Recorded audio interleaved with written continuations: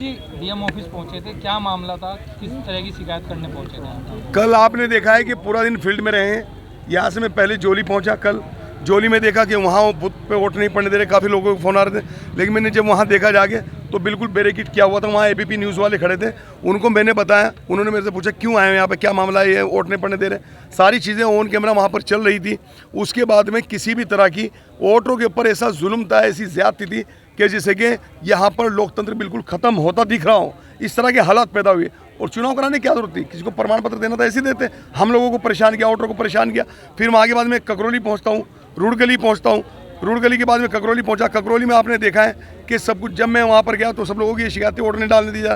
पहले मैं एक बूथ पर गया, वहाँ पे जब तक मैं खड़ा रहा लगभग 10, 20, 50 वोट जो भी पड़ी हैं उन्होंने उनको बुला के डलवा दी गई। लेकिन जैसे मैं वहाँ से आया वो भी तुरंत वहाँ पे उसको फिर बंद कर दिया गया।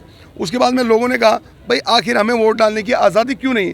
जो प्रशासन कल तक वोटरों के लिए इतना काम करता था कि प्रशासन वोटरों का स्वागत करता था, प्रशासन वोटरों के लिए स्कूलों को सजाता था, प्रशासन गुब्बारे लगवाता था, उन्हीं वोटरों पर आखिर पुलिस पिस्टल तानने पर क्यों मजबूर हो गई?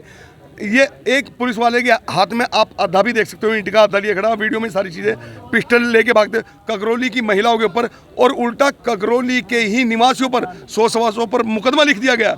क्या उनकी ये आज़ादी नहीं वोट डालने की? इस लोकतंत्र में उनको आज़ादी थी वोट डालने की।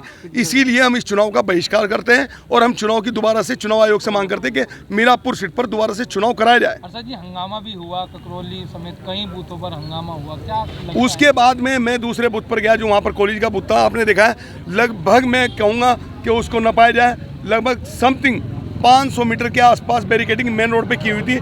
जैसे मैं वहाँ से और मेरे जिला अध्यक्ष मौलाना इमरान कासमी वहाँ से उतर के हम दोनों गए अंदर स्कूल में, बूथ पर जा रहे थे।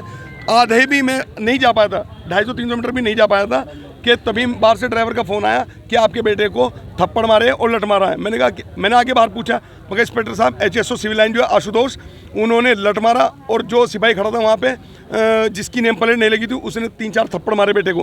बेटा 9th क्लास में, 13 साल की उम्र है, कल से इतना मानसिक वो परेशान है। उसको ले जाके फिर इतना पूछने पर उसको गाड़ी में किस तरीके, आपने ऑन कैमरा सारी चीज़ देखी है, गाड़ी में किस तरह डाला गया। एक क्रिमिनल के साथ भी ये व्यवहार नहीं होता जो एक स्टूडेंट के साथ में कल आपके सामने किया गया।